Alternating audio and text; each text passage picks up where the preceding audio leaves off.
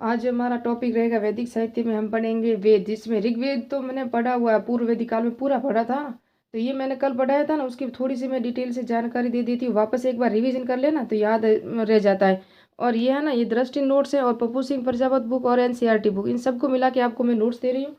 तो कल हमने जो पढ़ा था ये पूरा का पूरा डिटेल से मैंने आराम से समझाया था, लेकिन मुझे लगता है उस वीडियो की क्वालिटी अच्छी नहीं आई, पता नहीं। तो आवाज़ भी सही नहीं लग रही थी, तो मैंने सोचा एक बार वापस से 2 मिनट में रिवीजन कर लेते। तो कल हमने पढ़े थे ऋग्वेद में, ग्रंथ वेद पढ़े थे चार। ऋग्वेद यजुर्वेद है ना, उसके दो भाग है, कृष्ण यजुर्वेद और शुक्ल यजुर्वेद। दूसरा है सामवेद, फिर अथर्वेद। उसके बाद इनके उपवेद कौन सा है, उद्गाता कौन सा है, देवता कौन से हैं, इनके ब्राह्मण ग्रंथ कौन से हैं, अरण्यक कौन से हैं। आज अरण्यक भी पढ़ाऊंगी, उपनिषद भी पढ़ाऊंगी, ब्राह्मण ग्रंथ भी पढ़ाऊंगी। उसके बाद हम पढ़ेंगे वापस से कृष्ण यजुर्वेद और शुक्ल यजुर्वेद में क्या क्या बातें, फिर सामवेद ग्रंथ अथर्वेद डिटेल से पढ़ेंगे ना। तो क्या है, क्रम वाइज हम पढ़े तो आराम से समझ में आ जाता है हमें कि क्या क्या पढ़ना है हमको।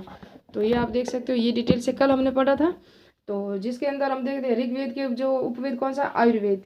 ऋग्वेद सबसे प्राचीन आयुर्वेद ही अश्विनी कुमार थे, आयुर्वेदिक जो वैद्य थे, चिकित्सा थे, है ना, अश्विनी कुमार।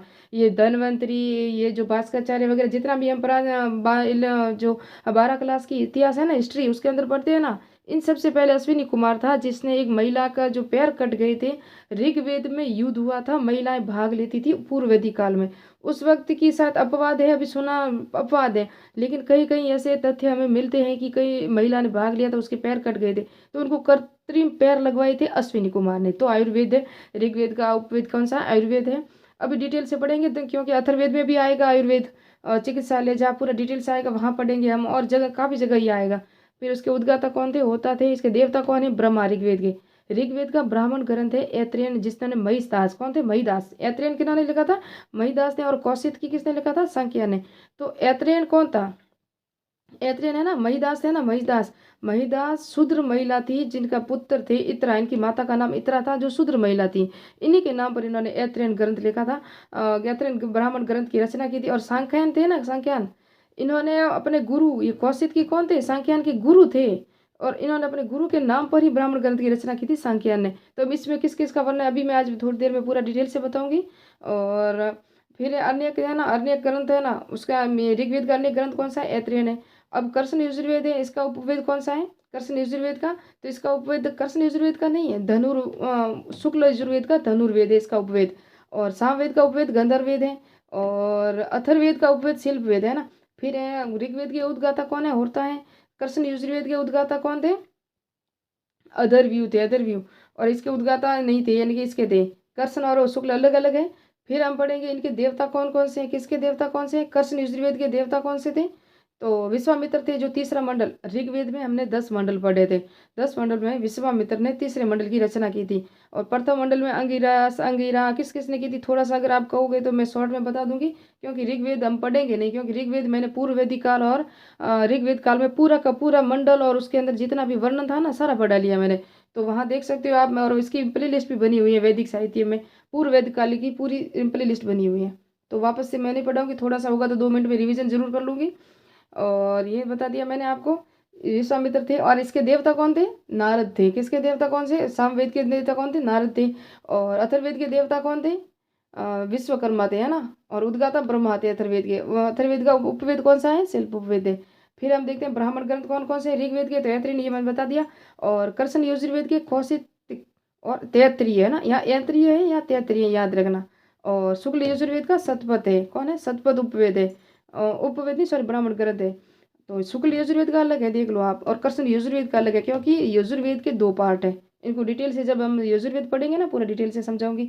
सामवेद के कौन कौन से जो ब्राह्मण ग्रंथ हैं, ये पंचवीस, षड्वीस, जा, जैमिनी। अभी देखते हैं, अगर सामवेद मैंने अभी पढ़ा लिया तो मैं तीनों का इनका डिटेल से ही बताऊंगी। अगर ये पढ़ा लिया तो मैं इनका, मुझे मुझे इनका डिटेल से पढ़ाना पड़ेगा। अभी देखती हूँ मैं कौन किसको पढ़ाती हूँ अभी आज। और इसका जो अथर्ववेद का जो है ना ब्राह्मण ग्रंथ गोपद है, ये परीक्षा में कई बार आ चुका है। और अनेक है, जिसके ऋग्वेद का जो अनेक ग्रंथ है वो भी ऐत्रेयन है। और ये कृष्ण यजुर्वेद का सांख्यन और तैत्रीय है, ये भी अनेक ग्रंथ है। और शुक्ल यजुर्वेद का है वो वरदारक है। ये ना आपको याद रखने हैं, क्योंकि इसके देवता कौन थे, ब्राह्मण ग्रंथ कौन से हैं, अन्य कौन है, उपनिषद कौन है। इसलिए मैंने पूरी सारणी बताई, क्योंकि यहाँ से पर्सन 100% एक आएगा, 100% आएगा, चाहे असिस्टेंट प्रोफेसर हो, चाहे कॉलेज स्कूल व्याख्याता हो, चाहे सेकंड ग्रेड हो, जहाँ जहाँ आपको देखोगे वहाँ प्रश्न आपको इसका मिलेगा, चाहे RS मैन हो, चाहे UPSC प्रीलिम हो, इसमें या UGC नेट में तो पक्का 100% है ही ये प्रश्न। और इसका उपनिषद कौन सा है? ऋग्वेद का ऐतरेय है। और कृष्ण यजुर्वेद का ऋग्वेद है ना, उपनिषद कौन सा है? कौशिकी, तैत्तिरीय, कंठ और श्वेतांबर। ये किसके हैं? कृष्ण यजुर्वेद के उपनिषद हैं। फिर शुक्ल यजुर्वेद के उपनिषद कौन से हैं? शुक्ल यजुर्वेद के वरदारक उपनिषद क्या है? ईसा वास्य और वरदारक, ये इसके उपनिषद हैं शुक्ल यजुर्वेद के। और छंदोग्य और कैन किसके हैं? सामवेद के उपनिषद हैं। फिर प्रसन, मुंडक और मांडुक्य किसके उपनिषद हैं? ये अथर्ववेद के उपनिषद हैं। किसके? अथर्ववेद के। फिर स्रोत साध्य, स्रोत सूत्र, ये आश्वालेन है किसका? ऋग्वेद का। फिर कौशिकी, आप, स्तंभ, हिरण्यकशी, बोधायन। ये जब स्रोत सूत्र पढ़े ना, मैंने पढ़ाया हुआ था, एक बार और देख लेंगे, थोड़ा सा रिवीजन करा लूंगी, लेकिन मैंने पूरी डिटेल से स्रोत सूत्र, ग्रह सूत्र सब पढ़ा लिए। उपनिषद नहीं पढ़ाया, अरण्यक नहीं पढ़ाया, ब्राह्मण ग्रंथ नहीं पढ़ाए, और यजुर्वेद, सामवेद, अथर्ववेद, इन तीनों को पढ़ाना है। ऋग्वेद भी मैंने पढ़ा लिया है। तो अभी देखते हैं। और ये बता दिया, ये कात्यायन किसका है? स्रोत सूत्र कात्यायन है ना, ये शुल्क यजुर्वेद का है। फिर हम देखेंगे ये जो स्रोत सूत्र है ना, सामवेद के स्रोत सूत्र ये हैं, खादीर, लाटियान और द यायण है ना। फिर वेतान किसका है? वेतान आया हुआ है, ये भी परीक्षा में याद रखना। अथर्ववेद का वेतान स्रोत सूत्र है। किसका? अथर्ववेद का वेतान है ना, वो स्रोत सूत्र है। फिर हम पढ़ेंगे ग्रह सूत्र आश्वालन है, कौशिकी, मैत्रायणी, आप, स्तंभ, कात्यायन, बोधायन, कठन, कंठ और वैश्वासन, पास्कर। ये सब क्या है? ये सब ये दिख नहीं रहे आपको? ये दिख रहे हैं। अभी आप देखोगे तो हाँ, अभी दिख जाएंगे पूरे के पूरे डिटेल से। हाँ, अब दिख जाएंगे। देखो, क्या पता, मैंने सोचा दूर है और मेरे कैमरे की क्वालिटी इतनी अच्छी है नहीं। तो ये ग्रह सूत्र है ना, ऋग्वेद का ये ग्रह सूत्र है, कृष्ण यजुर्वेद के ये ग्रह सूत्र है, और शुल्क यजुर्वेद का ग्रह सूत्र नहीं है। जिस तरह से अथर्ववेद का ब्राह्मण ग्रंथ नहीं है, ब्राह्मण ग्रंथ अथर्ववेद का नहीं, याद रखना, जो नहीं है ना वही पूछा जाता है। और शुल्क यजुर्वेद का ग्रह सूत्र नहीं है। सामवेद का ग्रह सूत्र कौन सा है? खादीर, गोपिल और गौतम में है ना। फिर अथर्ववेद का ग्रह सूत्र कौन सा है? कौशिक है। तो ये पूरा डिटेल से कल मैंने पढ़ाया था। अभी मैं आपको पढ़ाऊंगी ऋग्वेद के जो ब्राह्मण ग्रंथ है, ऐतरेय और कौशिकी। और फिर मैं आपको देखते हैं क्या क्या पढ़ाती हूँ। लेकिन अभी 3 ग्रंथ रहे हैं, यजुर्वेद, सामवेद, अथर्ववेद और अरण्यक और उपनिषद। स्रोत सूत्र, ग्रह सूत्र मैंने पढ़ाए हुए हैं, और ब्राह्मण ग्रंथ भी देखेंगे अभी।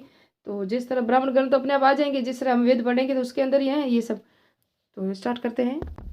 मैं ना आपको सामवेद पढ़ा रही हूँ। मैंने सोचा कि ऋग्वेद, फिर सामवेद, फिर यजुर्वेद, फिर अथर्ववेद, फिर ब्राह्मण ग्रंथ, फिर पढ़ेंगे उपनिषद, फिर अनेक, यानी कि आप सीक्वेंस से चलोगे तो आपको याद में रहेगा।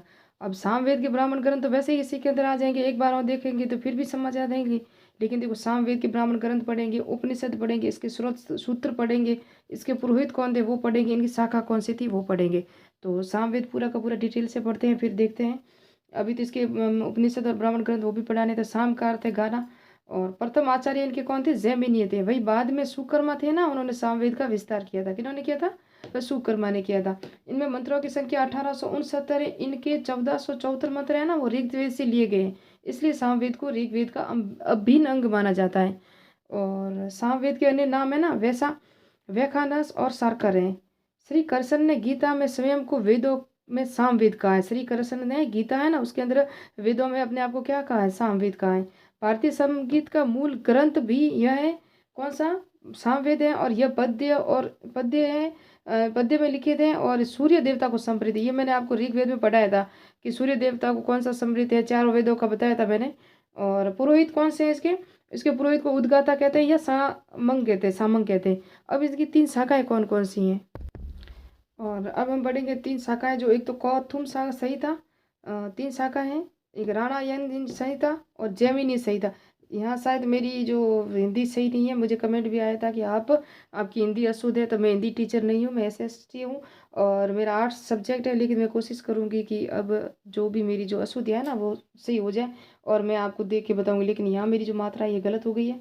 अब कौमुद संहिता है ना, कौथुम संहिता गुजरात में, और सर्वाधिक प्रचलित भी यही शाखा है। कौन सी है? कौथुम शाखा संहिता। और राणायन ये महाराष्ट्र में है, और ये जैमिनी ये कहाँ है? कर्नाटक में। और कर्नाटक में इस जैमिनी संहिता है ना, उसको तलवकार भी कहते हैं। और कैम उपनिषद से संबंधित है। तलवकार, तलवकार किससे संबंधित है? कैन उपनिषद से संबंधित है। तो पूरा डिटेल से आप देखते हो, आप, मैं आपको पूरा समझा रही हूँ।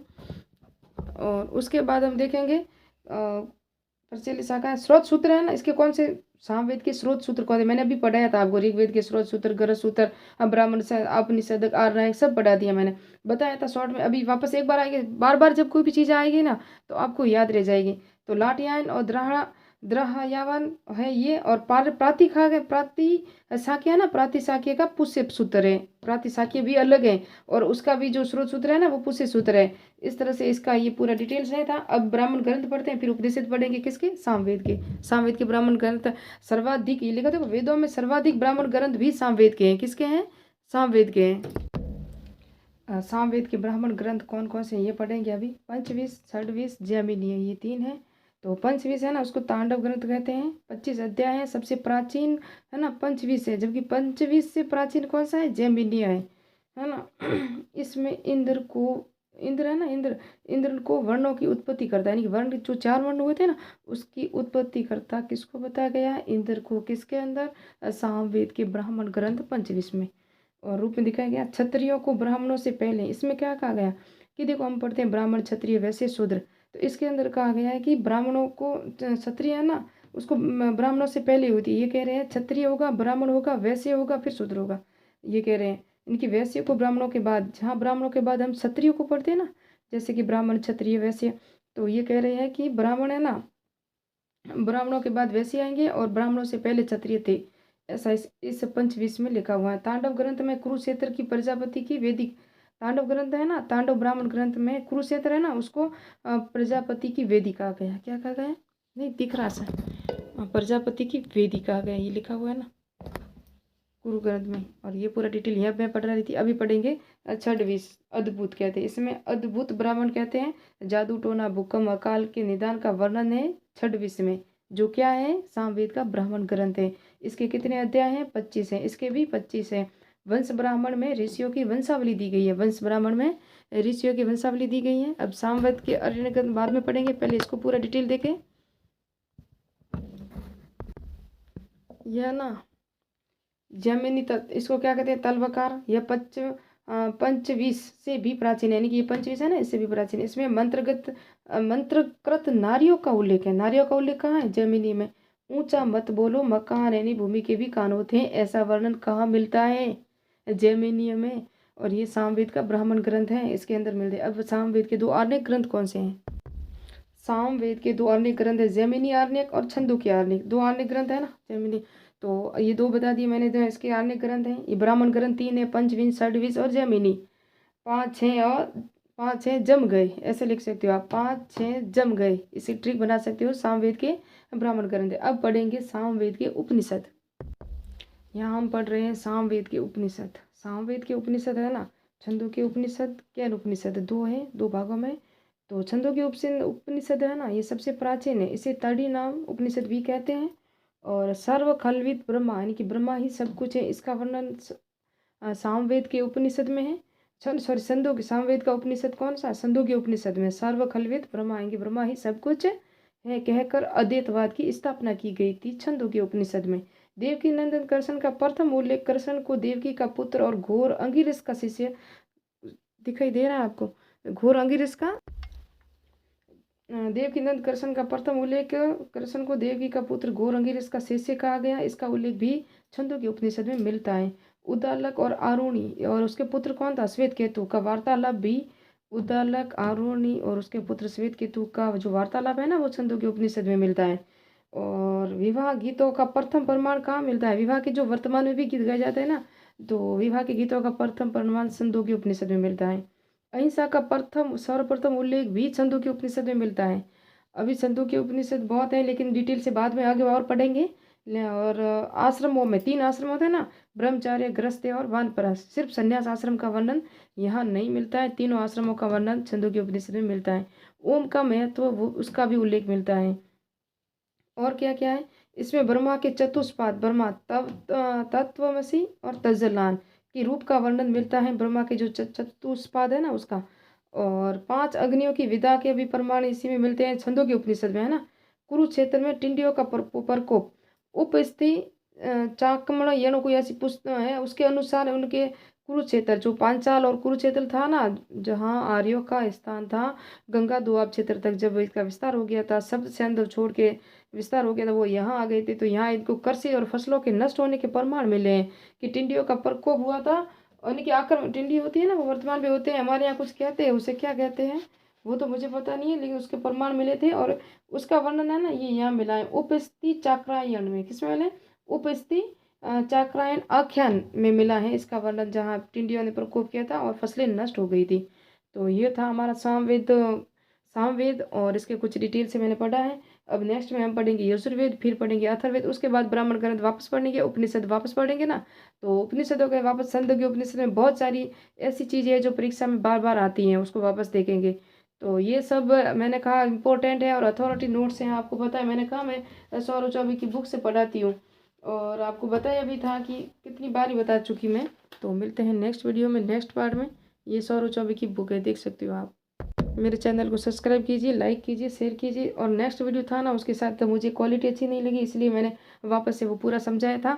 और ये प्ले लिस्ट बनी हुई है सारी की सारी, उस प्ले लिस्ट में वापस